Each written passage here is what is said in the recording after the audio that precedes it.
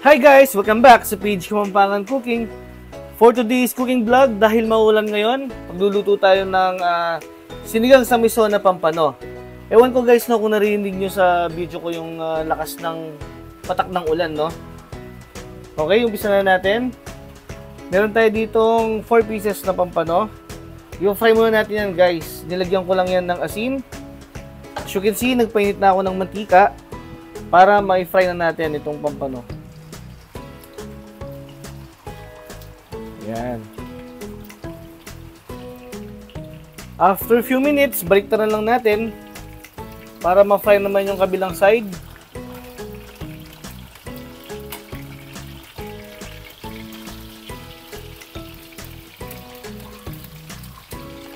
Yan. Yung pag-fry pa natin ng pampano guys, optional lang, no? Kung ayaw nyo naman i-fry yung pampano, okay lang naman din. Para sa akin kasi mas okay at mas masarap yung naka-fry muna yung pampano bago natin igisa sa sinigang sa miso. After few minutes again guys, pwede natin anguhin yan. Ayan, sakto lang yung pagkaprito kasi lulutuin pa natin mamaya yan.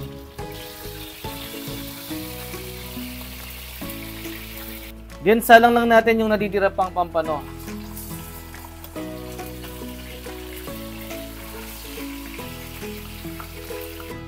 After few minutes, luto na ulit yan. Yan guys, pwede na rin anguhin yan at iset aside na natin yan. Then magigisa na tayo para sa ating sinigang sa miso. Pabawasan lang natin yung mantika at dyan na rin tayo magigisa guys. Okay, magigisa muna tayo dito ng luya.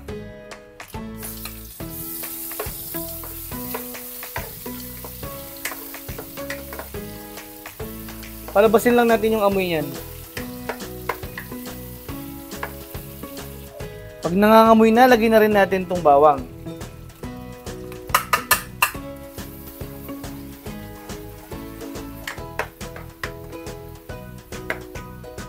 Kapag naamoy mo na yung bawang at medyo light brown na, maglalagay na tayo dito ng sibuyas.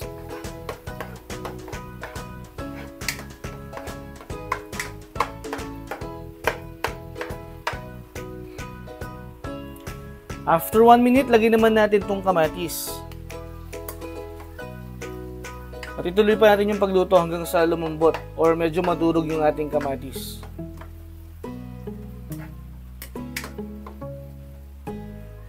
After 3 minutes, timplan lang natin siya ng patis. Yan, siguro mga 3 tablespoon. At saka maglalagay na rin tayo nitong miso powder natin.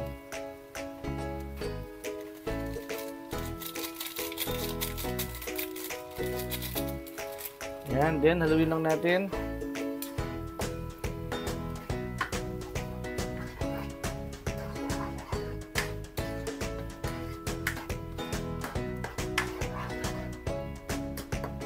At saka na tayo maglalagay ng tubig.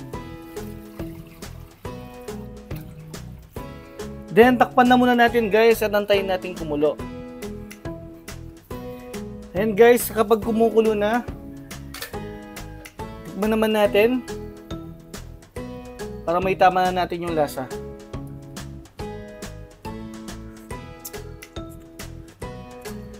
Mag-add pa tayo ng konting miso powder.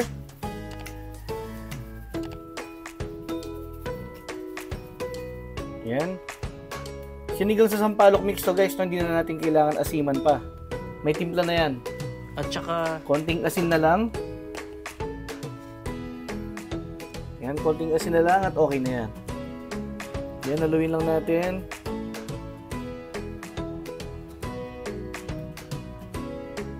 Pag okay na yung lasa guys, pwede na natin ilagay yung mga gulay natin. Gaya nitong labanos. Tsaka itong okra. Then, takpan lang ulit natin at tuloy pa natin yung pagluto ng mga 3 minutes. After 3 minutes, pwede na natin ilagay yung finry nating pampano kanina.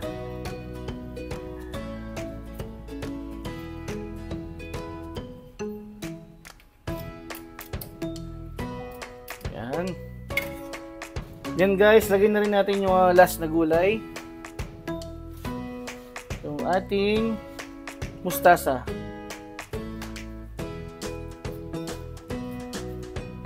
Tsaka itong siling pangsigang. Pangsinigang.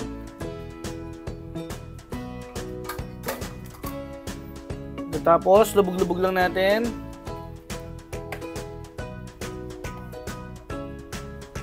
Pwede pang mag-add ng konting tubig guys no, kung kinakailangan. Pero maglalabas pa ng tubig yan yung mga gulay na nilagay natin.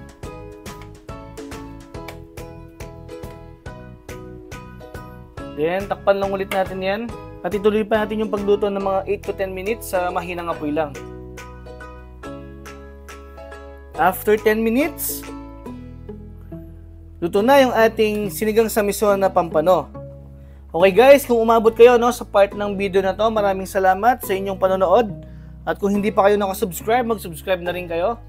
Pakiclick nyo na rin yung notification bell para ma-update kayo sa mga susunod pa nating video gaya nito. Okay guys, hanggang sa muli. Bye! Grabe guys, ang sarap niyan. Ngayong maulan. Kainan na to.